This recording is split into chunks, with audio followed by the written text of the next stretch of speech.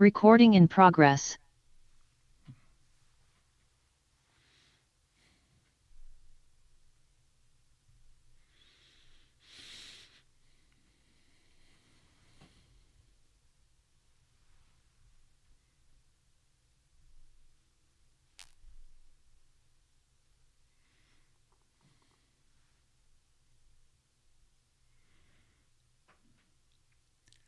Good morning, dear beautiful Dharma friends.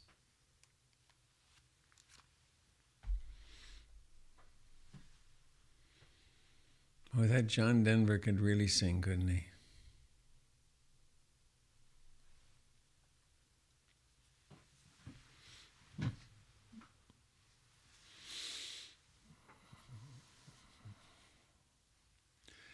His career went really downhill when he got very preoccupied with the fact that there were children starving in Africa.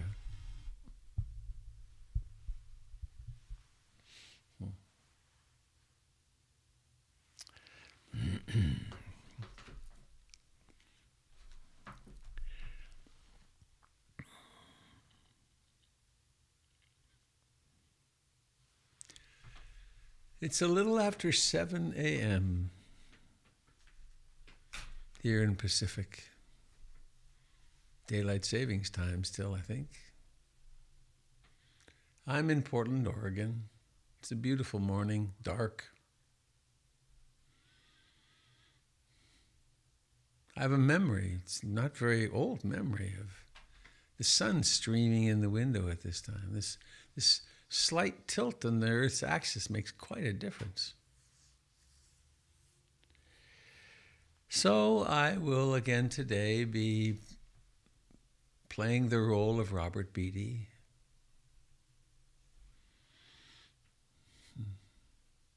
It's a good role to play. You'll be playing you. Another good role to play. We might as well play who we are because that's who we walked on stage as, I guess.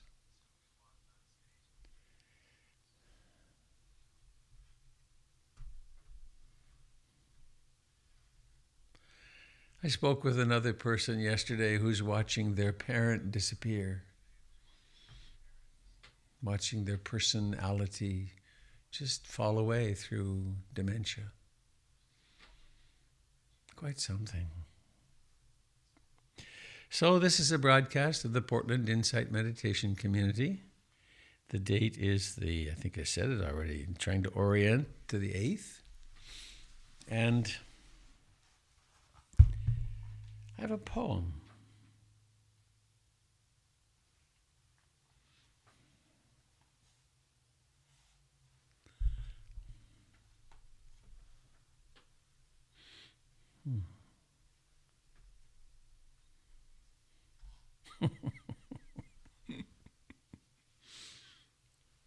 I see this every morning and I think, oh, I should read that. But then I think, no, I'll get in trouble if I read it. But you may like this. It's a moment of humor to lighten our day. An atheist was taking a walk through the woods, admiring all that the accident of evolution had created. What majestic trees, what beautiful fish, what magnificent animals, he said to himself. As he was walking alongside the river, he heard a rustling in the bushes behind him and turned to look. He saw a 7-foot grizzly charging towards him. He began to run as fast as he could up the path. He looked over his shoulder and saw the bear was closing in on him. He tried to run ever faster, so scared that tears were coming to his eyes. He looked over his shoulder again and the bear was ever closer. His heart was pumping frantically as he tried to run faster and faster, but he tripped and fell to the ground. He rolled over to pick himself up and saw the bear right on top of him, raising his paw to kill him. At that instant, he cried out, "Oh my God!" Just then, time stopped. The bear froze. The forest was silent. The river even stopped moving. A bright light shone upon the man and a voice came out of the sky saying, You deny my existence all these years, teach others I don't exist, and even credit my creation to a cosmic accident. And now, do you expect me to help you out of this predicament? Am I to count you as a believer? The atheist, ever prideful, looked into the light and said, "It would be rather hypocritical to ask to be a Christian after all these years, but could you make the bear a Christian?" "Very well," said the voice. As the light went out, the river ran, the sounds of the forest continued, and the bear miraculously put his paw down. The bear then brought his paws together, bowed his head, and said, "Lord, I thank you for this food which I am about to receive."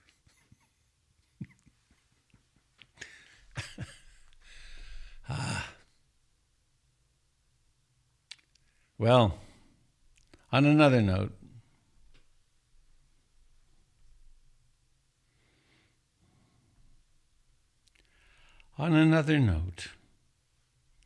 this was a poem written by Patty Bruce on a retreat with me in Hollyhock in 2003. Patty Bruce. Hollyhock's coastline is very rocky, and there's a huge tide, a 15, 20-foot tide, which means that the water goes way out and way back. It's quite an amazing thing. So, to a broken rock, you stood guardian beside these waters for centuries. No one knows how long. One day you were rent in two.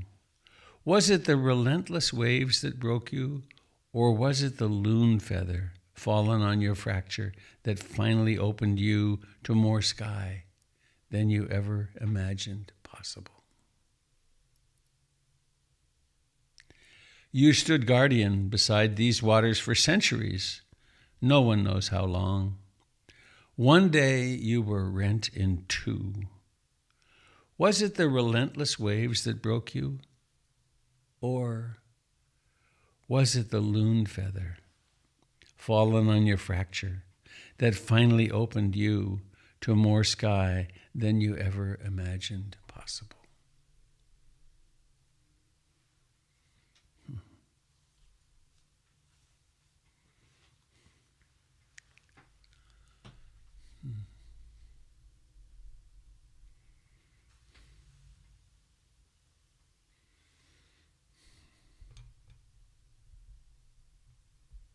What is it that opens us?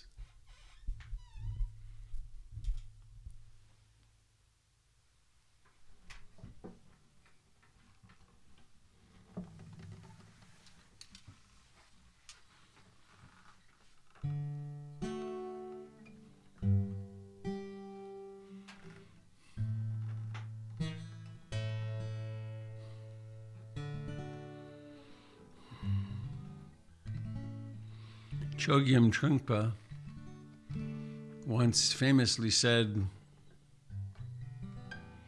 "The moment of awakening is an accident.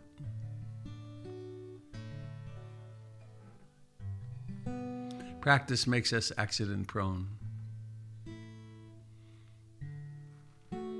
So let us incline ourselves toward an ancient tradition,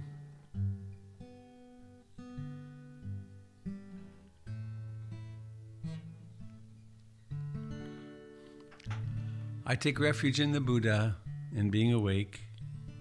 I take refuge in the Dharma, in the way things really are, and in the practices that lead there.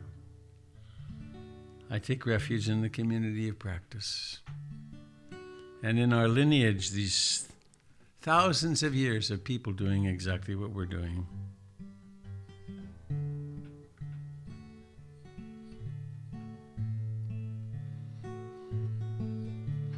I take refuge in the Buddha, the one who shows me the way in this life.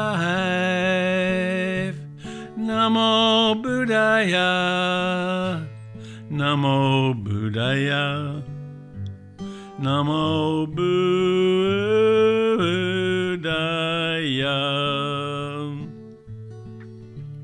I take refuge in the Dharma, the way of understanding and love.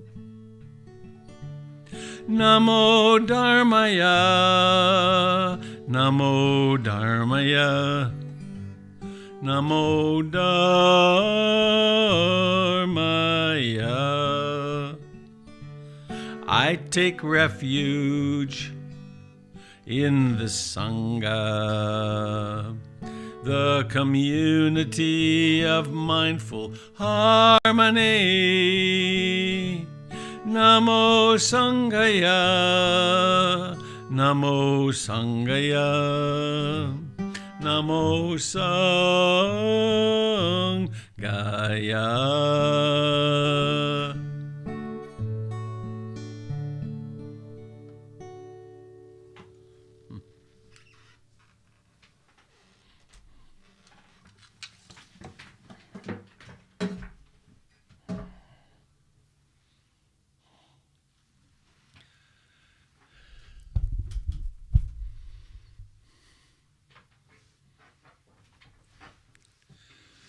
And now we get to sit. How fine is that?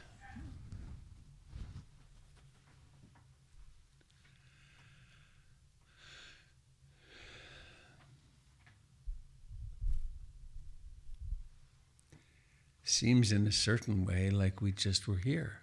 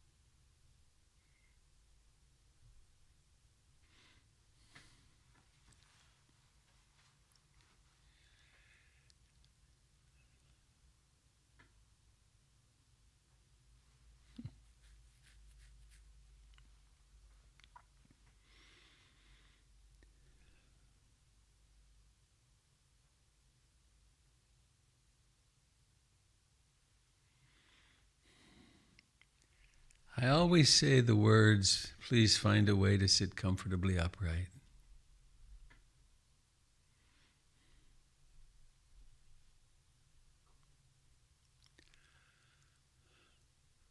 I could be wrong, I may well be wrong, but I don't think there are magic positions for meditation.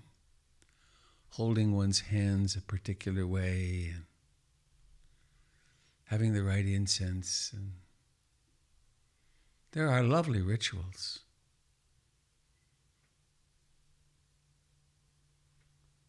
But this is a practice of the heart and of mind, of consciousness. And so every posture is the proper posture to be awake in. And if you can sit really upright on a cushion and it works for you, how wonderful. You don't need a couch anywhere. You're always ready to just sit down.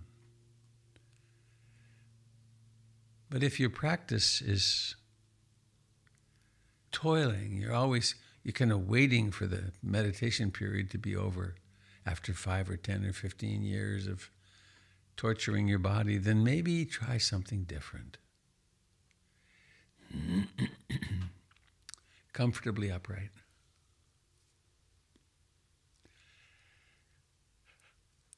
Shoulders back a little bit. Head on top of the shoulders. Peace with gravity.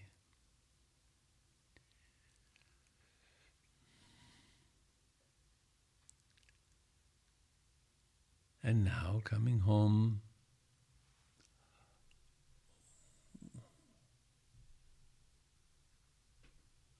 coming home to this moment, to this breathing in.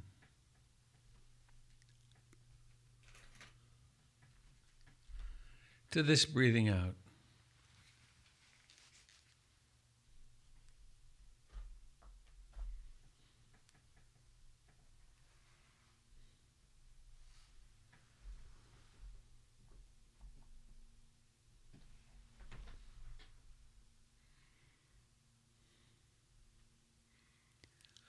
And we are attending to the actual sensations, not some concept or idea. The actual sensations of life in the body.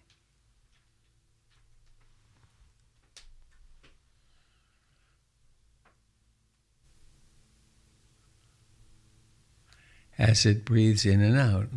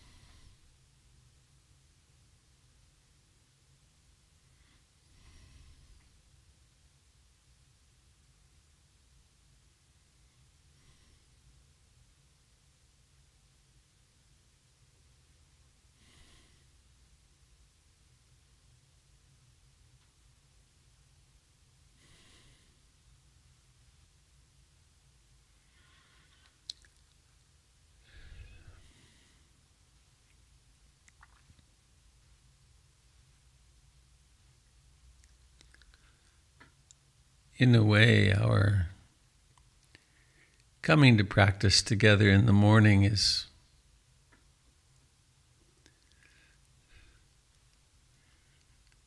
in a silly analogy, it's like checking the oil in the car. What's the mind like this morning?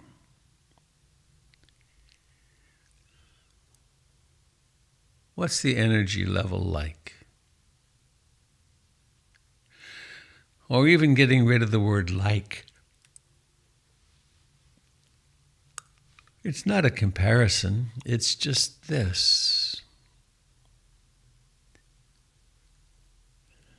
The mind is easily concentrated this morning, or the mind is restless and agitated.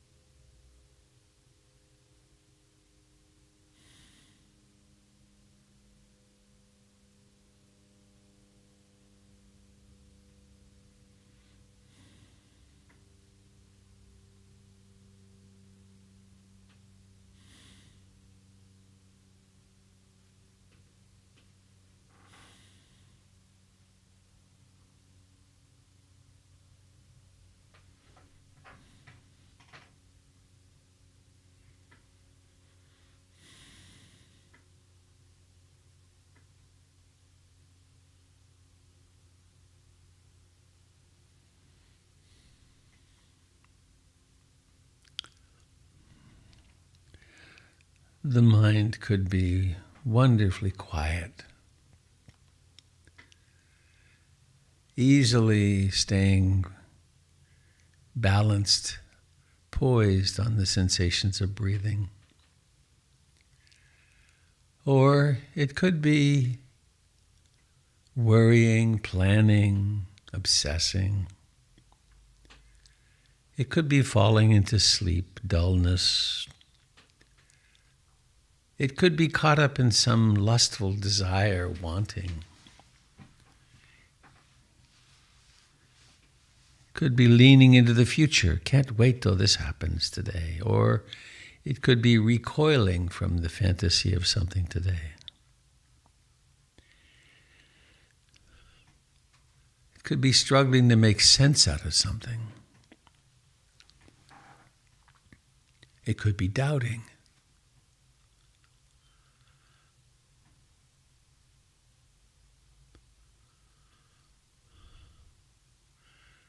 Whatever it does,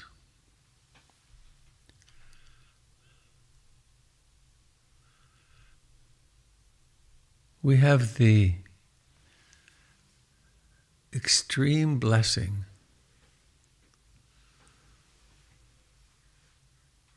of knowing that it's okay to let it just be itself.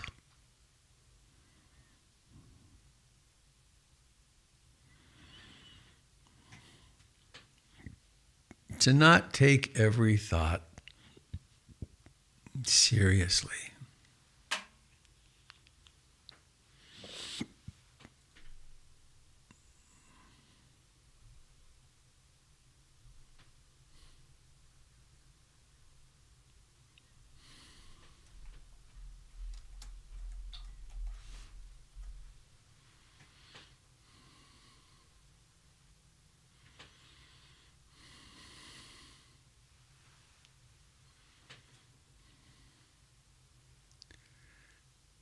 We can also be awake to the mood that's present. We say things like, I'm in a good mood or a bad mood or a depressed mood or an ebullient mood. What if we took the I out of it and just said, mood? This is the mood of this moment.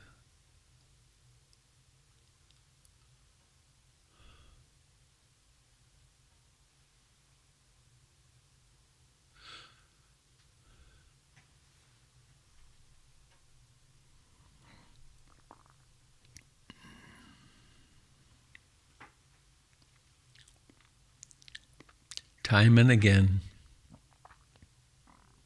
coming back to here and now.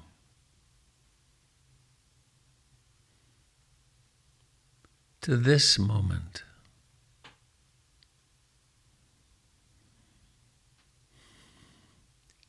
To this breath as it begins. To the sensations of the expanding chest and abdomen.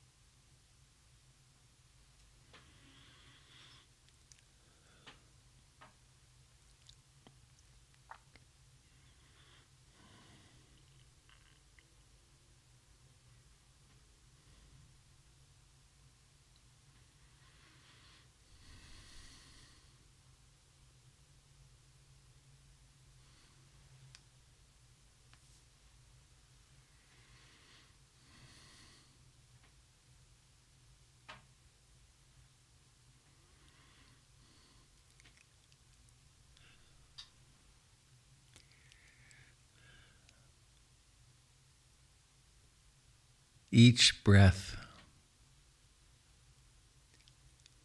has its moment of coming into being.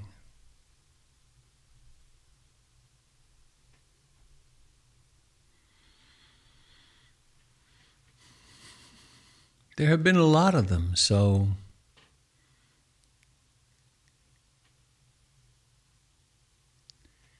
it isn't on the surface of it that remarkable.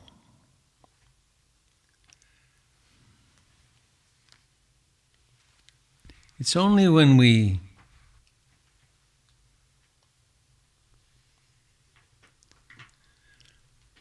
really invest life energy and attention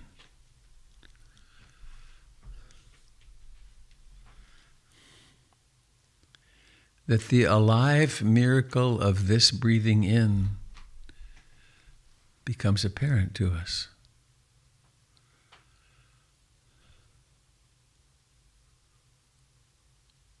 When awareness and concentration meet the actual sensations of breathing, and there is something akin to great ease.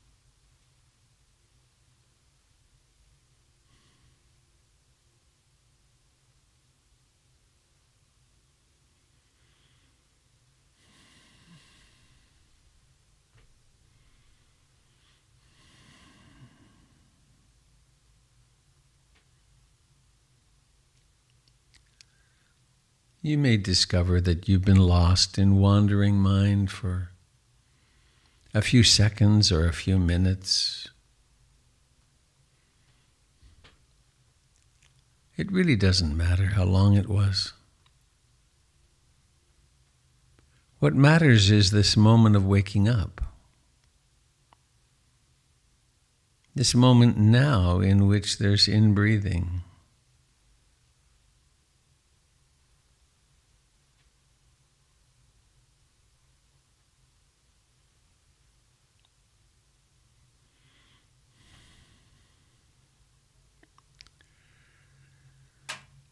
This present moment is always fresh. It's always now. And it's just this.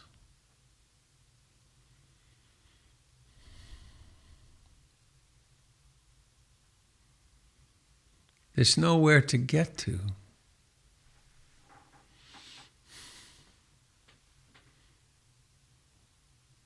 We don't need to improve ourselves.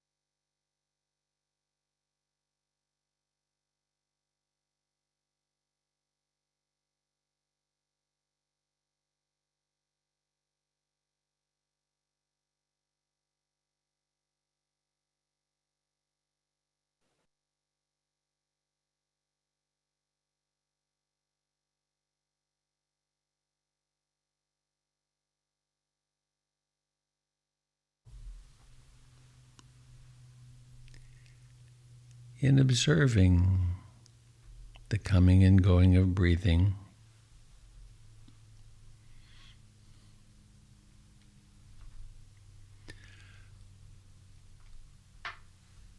We set the stage for observing the coming and going of everything.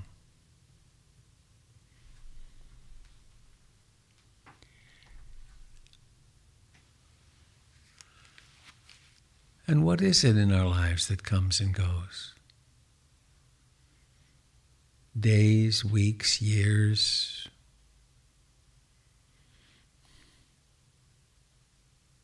Health, sickness. Social stability, social unrest. Relationships. Dogs, cats, people, youthfulness, pain, it's all following the great anicca. It is the great anicca.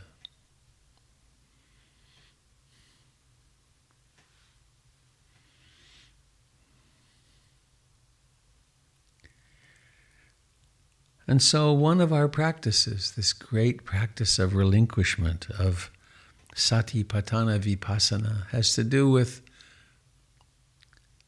engaging with whatever's present fully and letting it go, letting it be.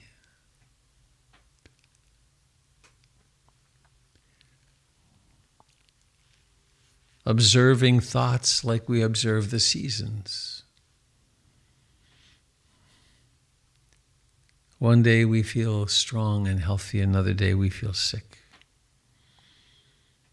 One day we feel certain of our role and our sense of purpose, and the next day we're very confused. It's all anicca.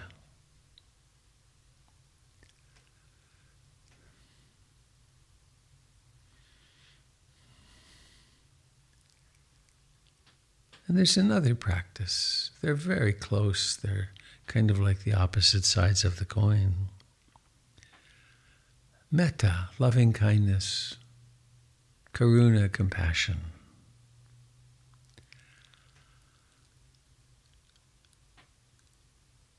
In the first practice, we let go of thoughts. Whatever thought arises, we just let it be. On the other hand, we can use the thinking mind to cultivate, to direct.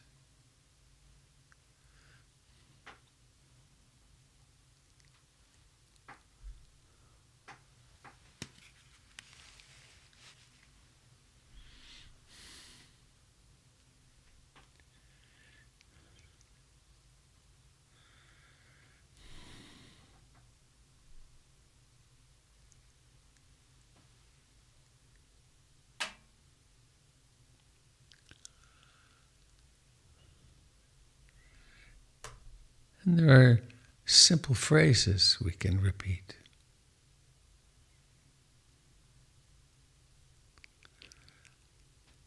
Something like,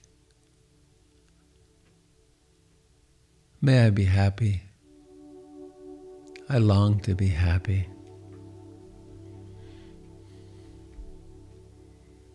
May all beings be happy.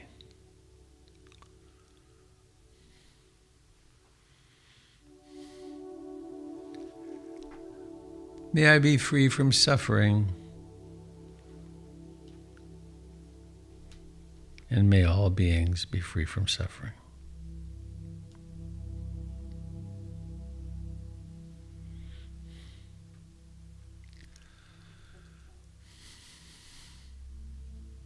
There's a traditional way of practice in which we pick a few phrases. We learn them, we practice them. They become part of us.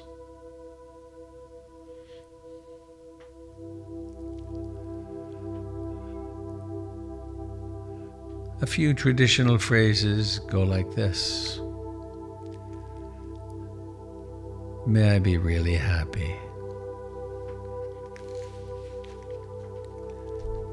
May I be free from fear and danger. May I live with ease and grace. May I be liberated. May I remember my true great nature.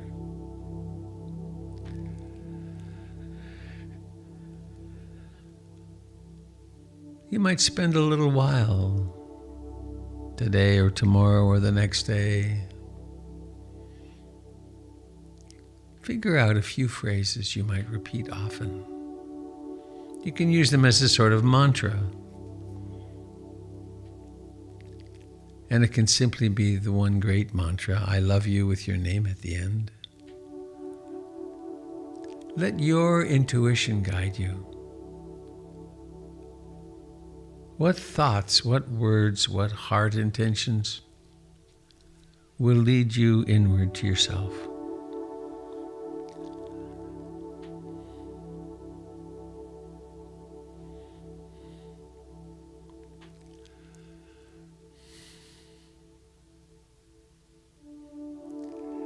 I've collected some loving kindness phrases I've learned from people over the years. A few of them go like this. May I know the complete safety of an undefended heart. May I know the complete safety of an undefended heart. May I know that love and joy are possible in this very moment. May I remember that love and joy are possible in this very moment.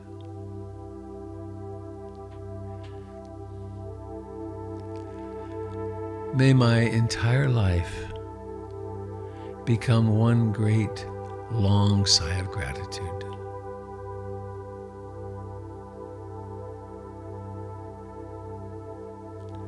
May my entire life become one great song of gratitude.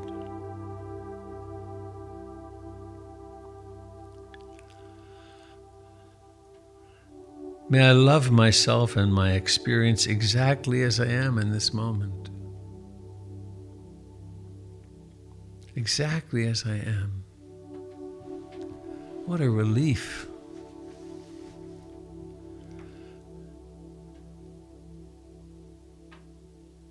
May I experience a deep, a profound sense of my worthiness and well-being.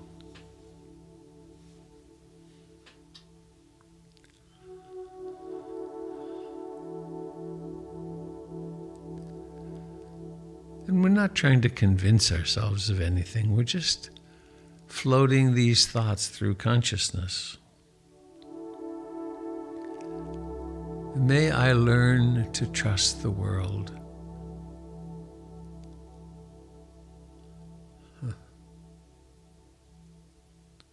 May I learn to trust the world.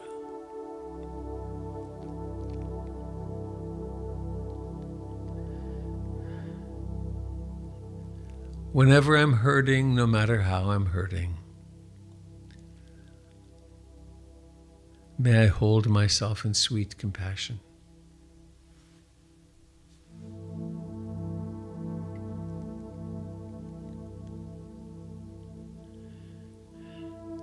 May I meet the suffering and ignorance of others with compassion.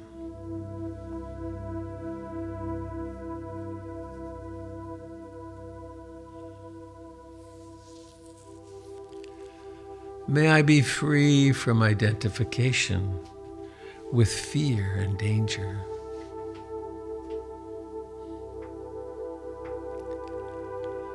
May I live with ease and grace.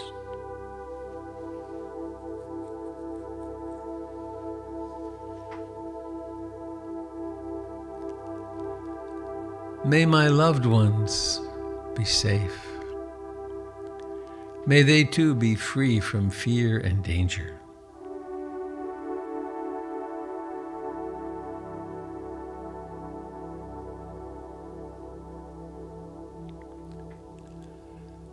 May I experience mental happiness, contentment, and physical health and happiness.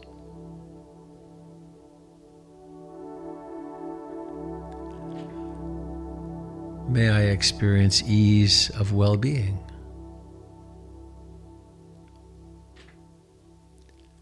May I live with ease and grace.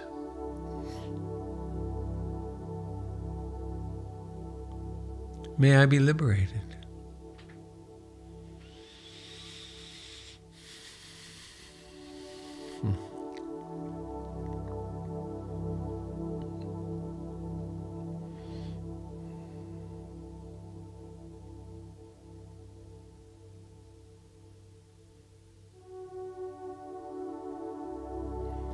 What is it that your heart longs to hear?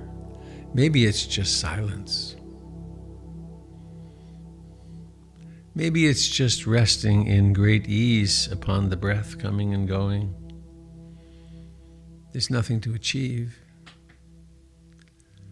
Or maybe there is a phrase or are phrases that might be helpful for priming the pump of being more loving towards yourself and all beings.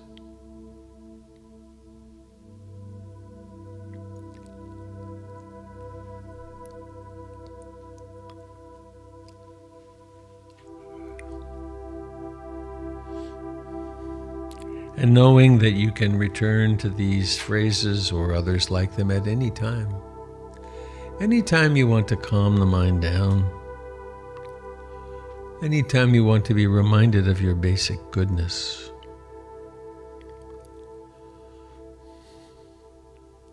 And now coming here to the body where it sits and touches the chair.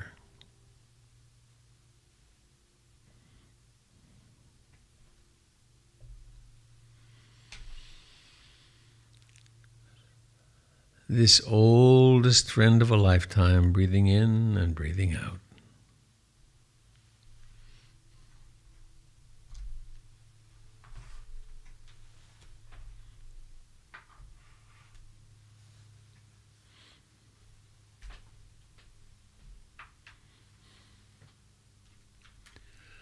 Bringing awareness into the body where it touches the chair, the cushion, the floor.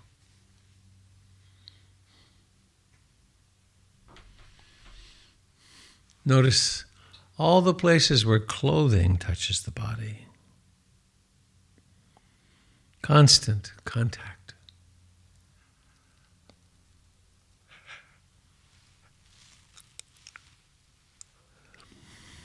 And forming the intention how in just a few moments we'll be finished with this time of sitting together and then heading off into our lives.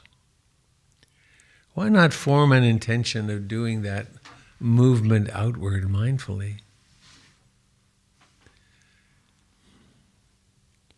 This is the only time we will ever live this morning.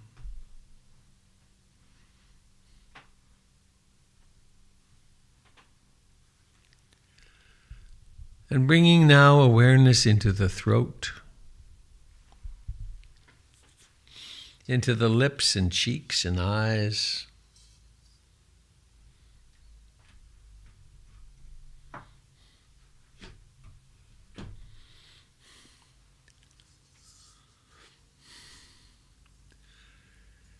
Becoming aware of the intention to open the eyes, and we can open them as eyes of blessing.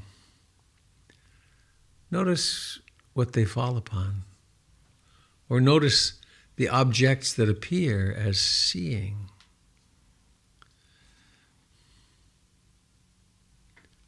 Bring the profound love of your being to anyone and anything you encounter.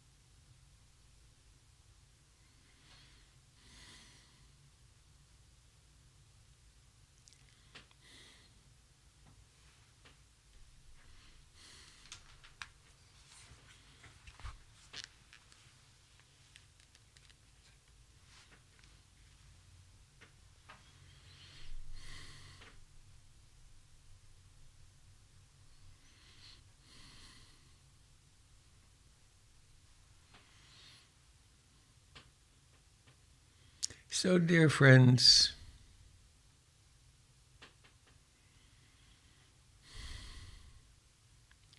we prime the pump of our awakeness, of our capacity of loving.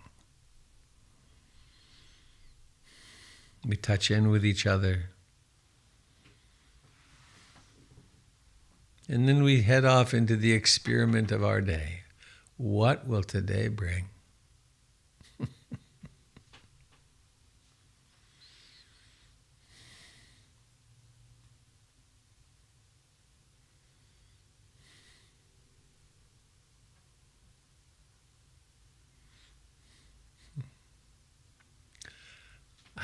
I just had a moment of desire.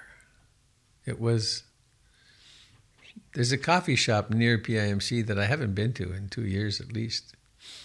And it struck me, God, wouldn't it be great to sit and have coffee with this person and this person and this person? I'd be so wired by the end of the day. Man, it'd be wild. But wouldn't that be nice? Longing.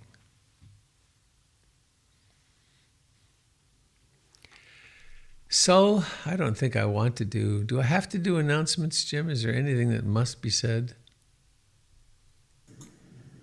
You are having a work party tomorrow morning. That's fun. One moment, please. I'm going to, if you want to announce something while I'm fiddling here, Jim, please do. Robert needs help tomorrow morning silly. moving some stuff at the center out of the way so the demolition crew can work Monday morning. That's probably not true.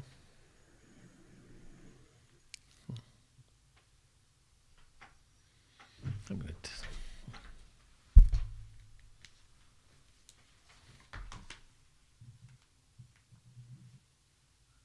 to...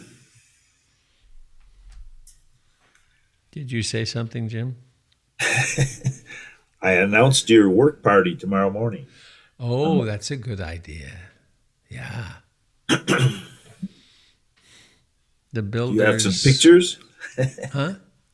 Do you have some pictures? About the work party? Yeah. Oh, I could find them, I think, but we need to move some chairs. This is weird. I'm hearing myself about a second delay. Oh. The builders overlooked the fact that there's a couple of doors. The door from the Dharma hall toward the living room is going to be widened, and also it's going to become a fire door.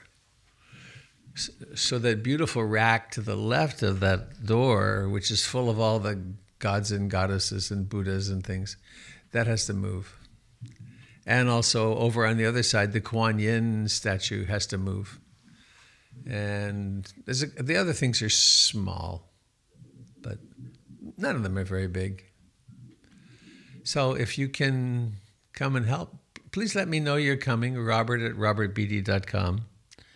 And or just show up at 9. I don't think it'll take more than an hour. So, opening to your input. I'm going to mute you, Jim. It sounds like a washing machine coming through your speaker. There we go.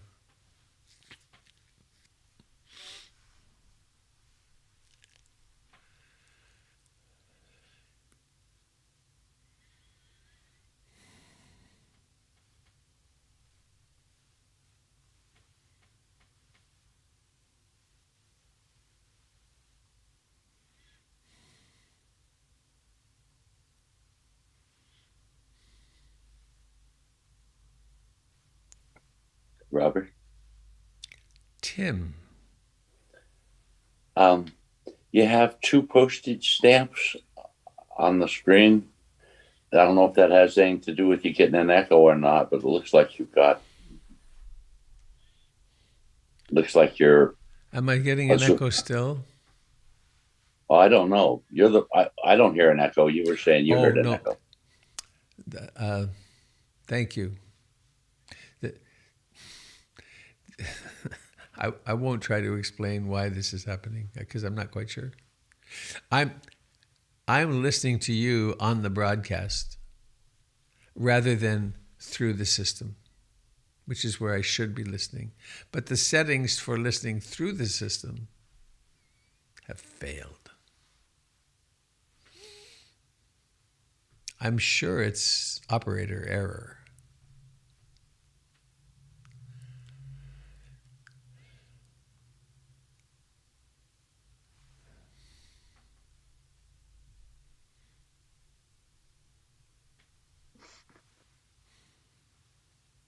Good morning, Robert. It's Joe. Hello, Joe.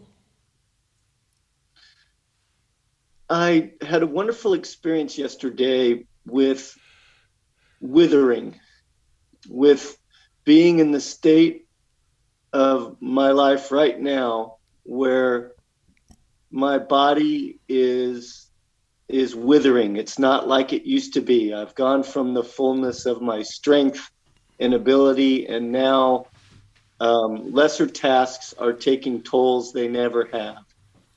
And it's fall, and the leaves are changing color. And I was able, instead of being disappointed in having a setback and dealing with pain, to go out and see the beautiful day and the trees changing color and walking with the dogs slowly and recognizing that this part of life is to be treasured. The the type of light that comes in this time of year is beautiful. The birds, everything that's happening right now is just perfect. And I'm in it, in my body at this perfect time, experiencing pain and setbacks, but there's a beauty to it, an acceptance to it that I don't think without the help of meditation on a regular basis and meeting with Sangha and being around everybody as we go through these things together to see the beauty in it and the joy of the moment. And it was as if, yeah, there's pain, but there's no burden to it anymore. It just is. And so I don't think that you can ever put any kind of value on such a priceless moment that comes just with learning how to be right now. But it's incredibly humbling, and I have such a full heart of gratitude for making it here, making it to this point with the help of everyone here, you especially, but everyone that comes together in Sangha. That it's like water eroding a stone, and then all of a sudden the feather hits and it cracks open to more sky than you have ever thought possible.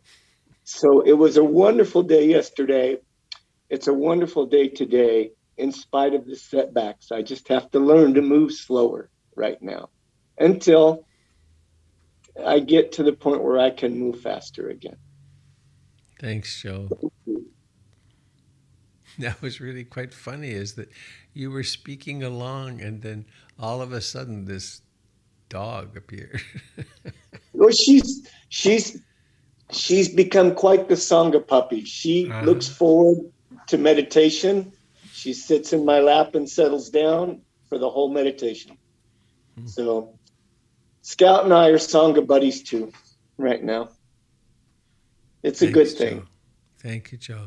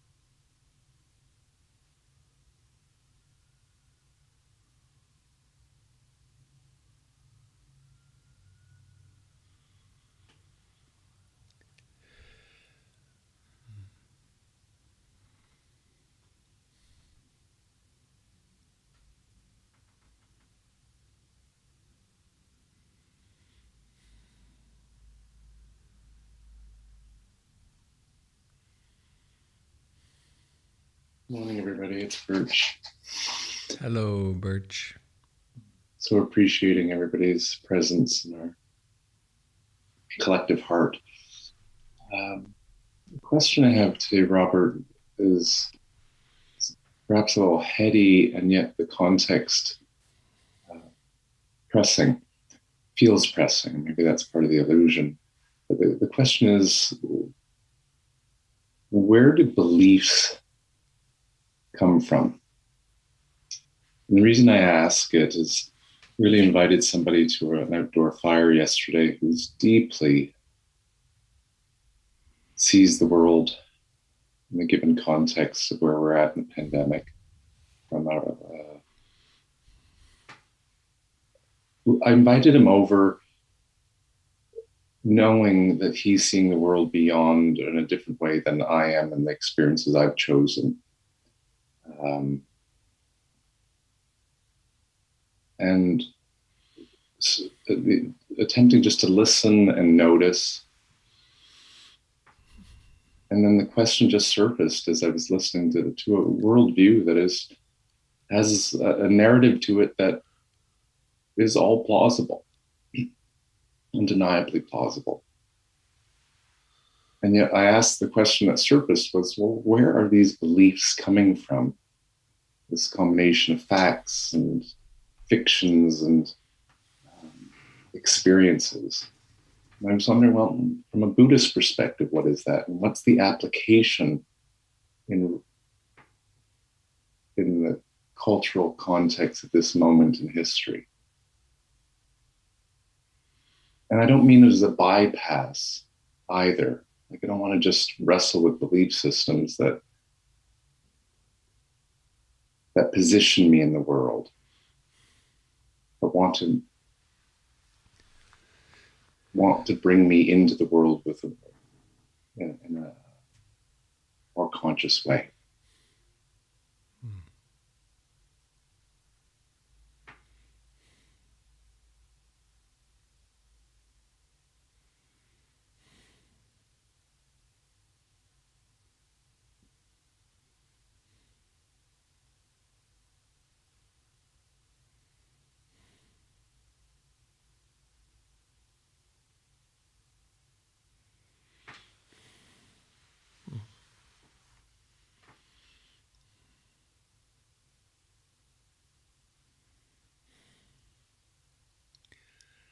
I think, Birch, I talked about this on the retreat. Mm-hmm. That event, that melting that I experienced in my own life not long ago, of how there was always a patina of poor me, and there was it's like life's been hard for me, and so on. And somehow or another, that became really obvious as a belief, not as a truth, but as a belief. And as such,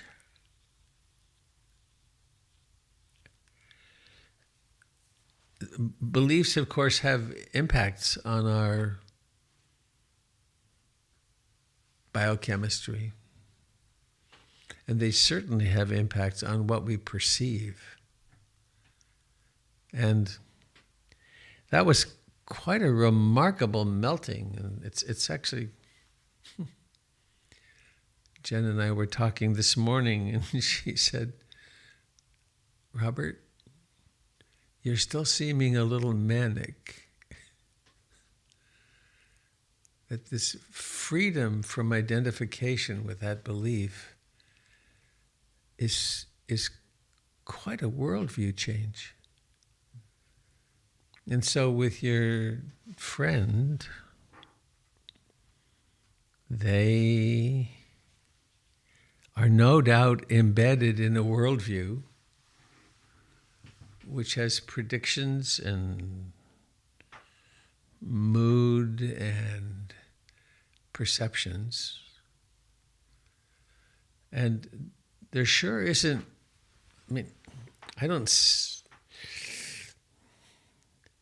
I don't see myself being talked out of beliefs very effectively or convinced that they're inaccurate.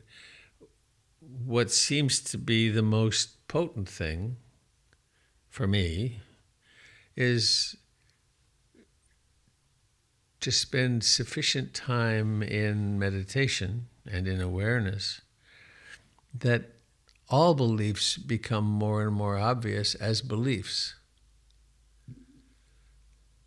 And that's one of the reasons, I don't know whether I overbeat on it, but come back to the breath, come back to the actual sensations of breathing. Because for the most part, most people don't even know their mind wanders. Right? They have no objectivity on their mind. And it can be very well-educated people, super educated people, but they don't have the capacity of mindfulness to notice thoughts as thoughts. And so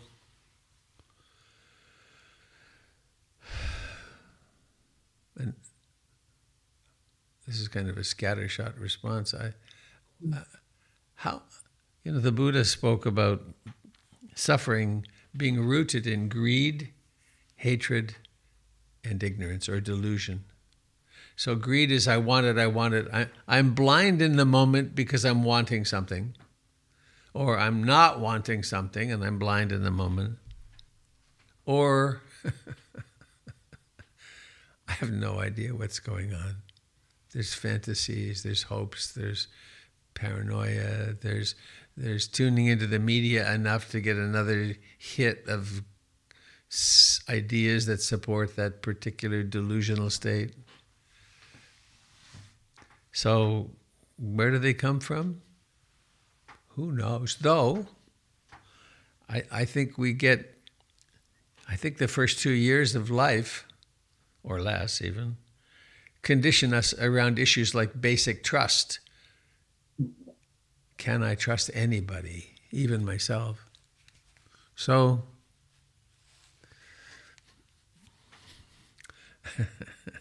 I guess it comes back.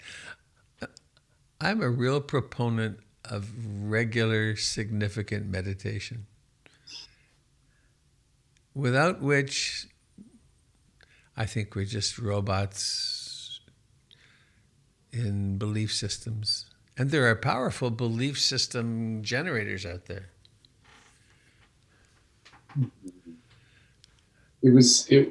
Part of it, when the invitation was put out to him, was that we would listen, and making the listening its own meditation without trying to be convinced or convince. To notice the feelings of, in some cases, horror, terror, confusion. But then it was like looking in the mirror of beliefs itself. Because I've got, based on my actions, there's been beliefs that led to that action and beliefs that have come out of that action, backseats.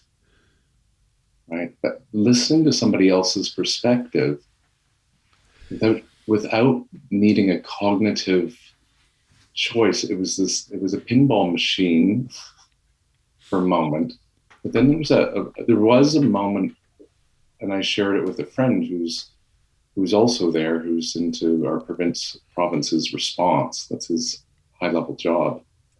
So the three of us, and once this other fellow left, there's that notion of Pema Chodra is just like, wow. It's not that the beliefs are canceling each other out, but there's a sense that the bottom is dropping out. This kind of falling nature.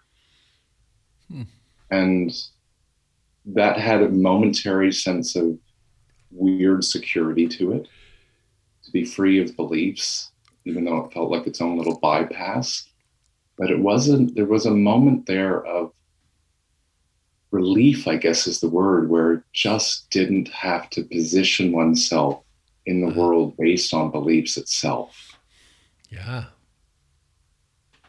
And I'm not sure that's be replicated, but even that maybe, and I'm appreciating, I know I've taken up a bit of time these last few weeks, but I'm appreciating that is a possible place of meditation and reflection too, I guess, and just being able to speak it out loud. So I really appreciate this time just to try and piece some of this together, because the fear is not helping. And I'm not sure how to make fear its own object yet without experiencing the fear. And maybe that's the point, is to experience it without being immobilized, without being stuck or fixated on any belief, becoming fluid with these, like, and I appreciate the mood comment again, like a season, that these beliefs can also have a season, but that in itself is really edgy. Anyway, enough for me today, but thank you for letting me have this conversation.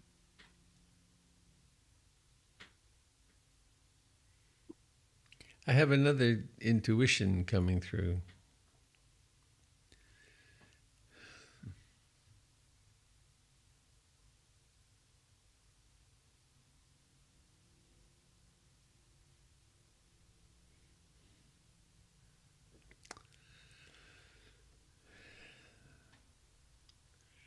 I spend a lot of my life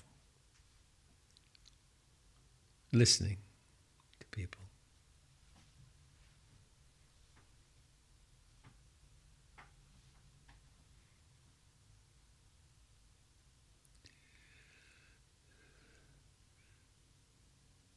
I know how to do a somewhat structured mental health exam. I have theories about personal process and so on.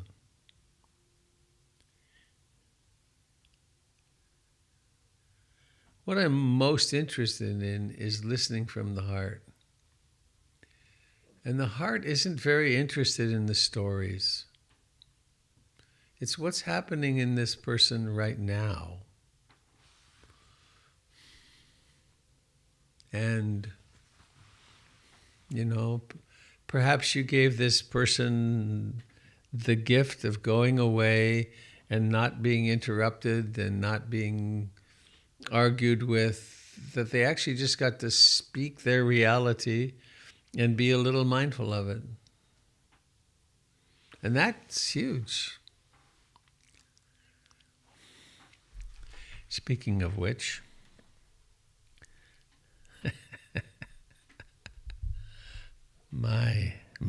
the word my. There's a poem. I don't know if you know it.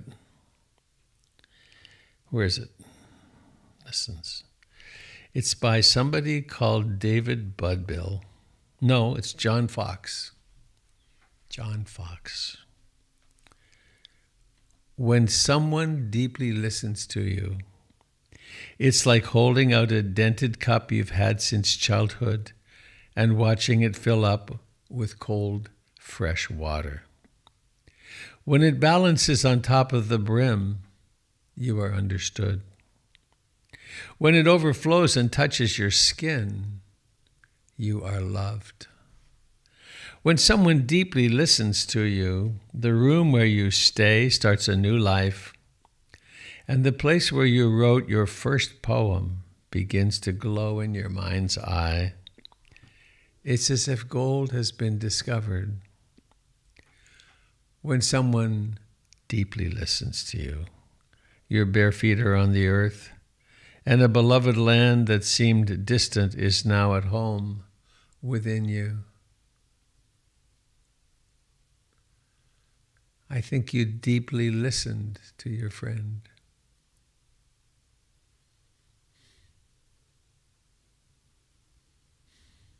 Thank you. Beautiful piece. And in that moment of listening to him, I could imagine his perspective of me and my belief system. And that was equally startling to really see from that perspective, is to really challenge one's own position. And that was part of the destabilizing. And perhaps that's where we can connect, is that there's a destabilization going on.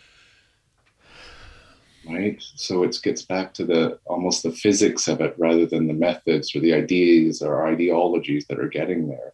There is a commonality that is very edgy and concerning and rooted in love and fear and concern.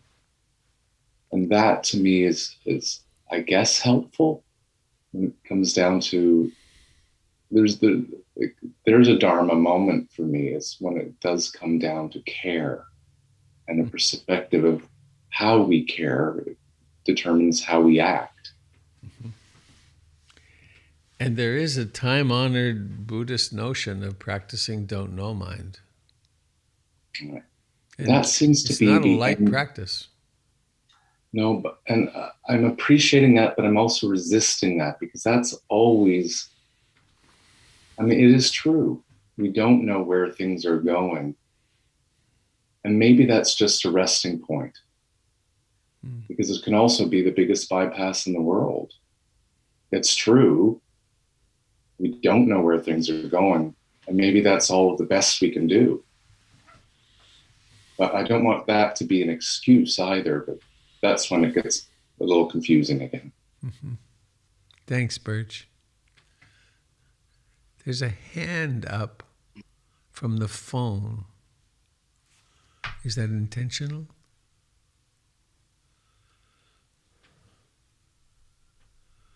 Two 202-2534. Perhaps. Well, 8:20. I think that would be me, Robert. Yes, hello. I managed to get on the phone. Hi, Sherry. Your help and Dave's help with numbers and IDs and passcodes. So it's strange, but at least I finally connected. Thank you. Yay.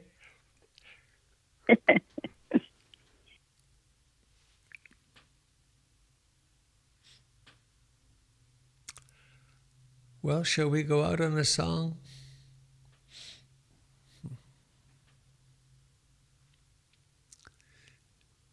I guess there's one other thing I want to say.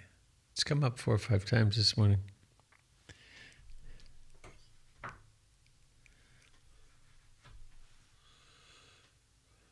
My life has become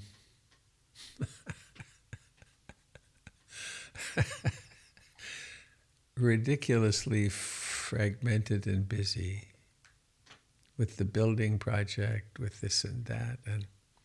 And I have dropped a few things lately which have to do with calling people and responding to emails. So I'm doing my best, and I'm not feeling very guilty about it. But please never presume it's about you if it has to do with my response or not. Because one of the next phases with PIMC is my stepping back from being responsible for so many things, and the very doing of that takes a lot of work. So juggling. So let's sing our way out. See you Sunday morning or Monday morning. Bhavatu Sabe Mangalam. Bhavatu Sabe Mangalam. Bhavatu Sabe Mangalam. Sadhu, sadhu, sadhu.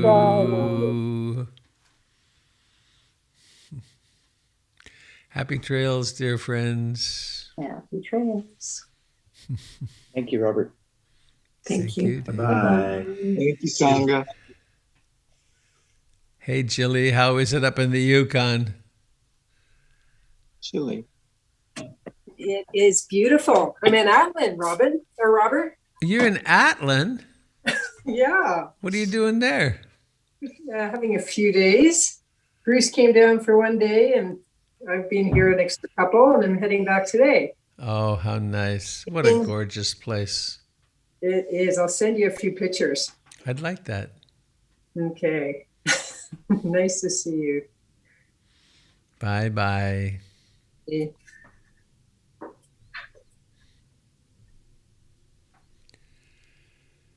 All right. Goodbye, friends on